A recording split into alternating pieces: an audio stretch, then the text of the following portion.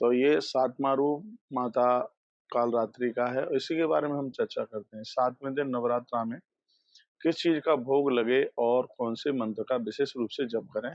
कालरात्रि का मतलब है जो हमारे लिए कलयुग के दोषों का भक्षण कर जाए, उसे हम कालरात्रि के नाम से जानते हैं। एक भाषा में काल समय को कहते हैं। जो माँ भगवती हमें समय का पाबंद बना देती है, उसे हम कालरात्रि कहते हैं। जयंती मंगला काली भद्रकाली कपालिनी दुर्गा क्षमा शिवा दात्री स्वाहा नमस्तुते।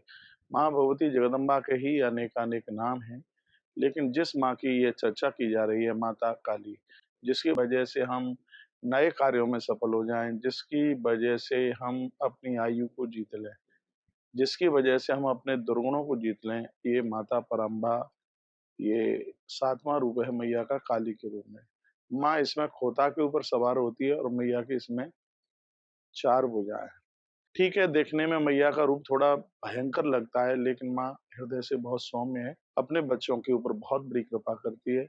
इस रूप में हम माँ को वंदन पूजन करें, माँ निश्चित रूप से हमारे दुर्गुणों को खत्म करती है। 7वें दिन नवरात्रा में हम माँ को ये प्रार्थना करते हैं, हे माँ हम तो अपराधी हैं, लेकिन हे माँ तू बहुत बड़ी दयावान है। हे माँ, तूने ही इन भक्तों को बचा रखा है। तो ये 7वां रूप माता काली का है, जिसकी चर्चा मैं अभी आपके बीच में कर रहा हूँ। मैया का भोग लगाने के लिए गुड़हल का फूल माँ को चढ़ाइए, इसमें बिल्कुल मत चूकिएगा। और इसमें माता को काला कपड़ा भी माता को चढ़ाया जाता है। माता को चुनरी की जगह पे जैसे और रूप में हम माता को चुनरी चढ़ाते हैं, इसमें माता को काला कपड़ा भी उड़ाया जाता है। बहुत लोग काजल की डिब्बी भी माँ के चरणों में रखते हैं और इससे माता को अपने आप में अति प्रसन्नता मिलती है। ऐसा समझदार लोग जो माँ के परम भक्त हैं, काली माँ के पुजारी हैं, वो ऐसा कहते हैं। भले ही आप माँ काली के बहुत परम भक्त हैं, मेरा आग्रह पूर्वक निवेदन है कि माँ कभी भी किसी की बलि चढ़ाने से प्रसन्न नहीं होती और इस वीडियो में विशेष रूप से यही बात करने के लिए मैं आपके सामने मुखाग्र हो रहा था कि ये सब मत कीजिए। माता को, जगदम्बा को बिल्कुल किसी भी प्रकार की बलि मत चढ़ाइए। सात्विक भाव से माँ का वंदन कीजिए, पूजन कीजिए। 7वें दिन नवरात्रा में माँ का गुड़ का भोग लगता है, तो आप गुड़ का भोग लगाओ ना। माँ का गुड़ का भोग लगाओ, माता गुड़ से अति प्रसन्न होगी और गुड़ से भोग जब हम लगाएँगे तो हमारी हर समस्या का समाधान करेगी माँ। रुके हुए हमारे काम बनेंगे, हमारे संकल्पों की सिद्धि होगी, तो हम क्यों ऊट-पटांग काम करें।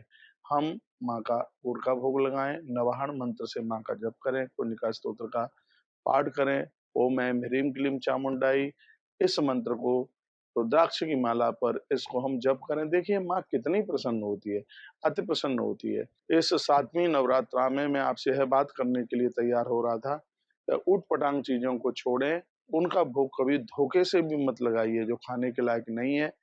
गुड़ का भोग माँ भगवती जगदम्बा का लगाएँ, माँ को प्रणाम करके कहें, हे माँ, हम अपने समय के पाबंद बने, ये ऐसी कृपा कीजिएगा। हे माँ, हमारे द्वारा समय का दुरुपयोग ना हो। हे माँ, ये आप कृपा कीजिएगा और हे माता, हमारे जीवन की सुरक्षा कीजिए। आप हैं तो सब कुछ हैं। महादेव के साथ काली बनकर आप संसार के उद्धार में लगे हैं। नारायण के साथ लक्ष्मी बनकर आप जगत के पालक में लगे हैं और ब्रह्मा के साथ सरस्वती बन करके आप जगत के निर्माण में लगे। हे माँ, वो आपके ही तो रूप हैं। इसलिए हे माँ भगवती जगदम्बा, सर्व मंगल मांगल्ये शिवे सर्वार्थ साधिके शरण्ये त्र्यंबके गौरी नारायणी नमोस्तुते। हे मेरी माँ पराम्बा, हम आपको एक बार नहीं कोटि से बार वंदन करते हैं। माँ वैष्णो देवी के रूप में आप ही 3 रूप में हे माँ बैठी हुई हैं। आप ही महाकाली, महालक्ष्मी, महासरस्वती के रूप में बैठकर इस जगत का तारण कर रही हैं, इस जगत का कल्याण, इस जगत का उद्धार कर रही हैं।